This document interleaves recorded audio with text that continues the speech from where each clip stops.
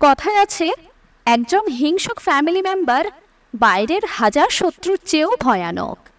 আমরা অনেক সময় এমন হিংসুক ফ্যামিলি মেম্বারকে সহজে চিনতে পারি না, বা এমনও হয় যে আমাদের গোটা জীবন চলে যায় তাও আমরা তাদের চিনতে পারি না।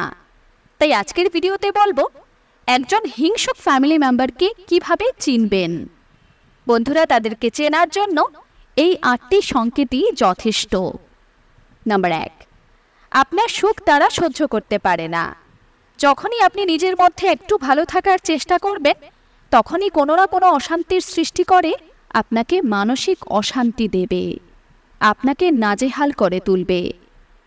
নাম্বার 2, পরিবারের অন্যদের চোখে আপনাকে ছোট দেখানোর একটা সুযোগও হাতছাড়া করে না।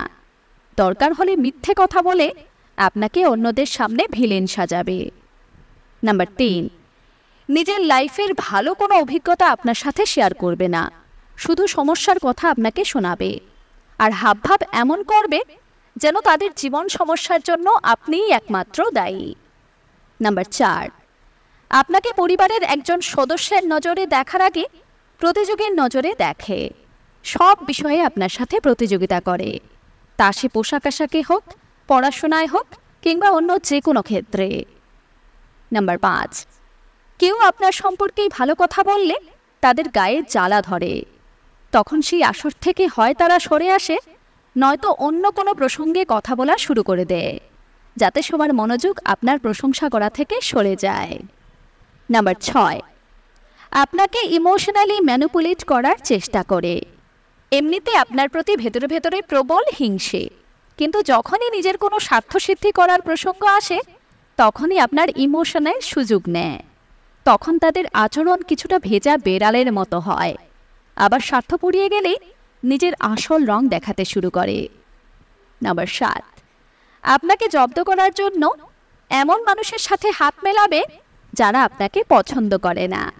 তারপর একজোট হয়ে আপনার কিভাবে সর্বনাশ করা যায় সেই ফন্দি আঁটে।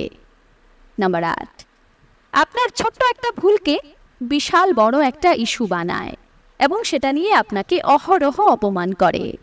আপনি ভুল করেছেন সেটা বারবার আপনাকে মনে করিয়ে দেয়, ইচ্ছে করে খোঁচা মেরে কথা বলে। বন্ধুরা, এমন ফ্যামিলি মেম্বার সাংঘাতিক ভয়ানক। তারা এভাবে হিংসে করতে করতে আপনার জীবন নেগেটিভিটিতে ভরিয়ে দেয়। আপনার জীবনে ভালো কিছু যেন হতেই চায় না। আর সবচাইতে বড় সমস্যা তখন হয় যখন এমন লোকের সাথে আপনাকে একই ছাদের তলায় থাকতে হয়। এমন ঘরের শত্রু বিভীষণ যেন কোনো শত্রুরও না হয়। আপনার পরিবারে কি এমন কেউ আছে? জানাতে ভুলবেন না কিন্তু। ধন্যবাদ।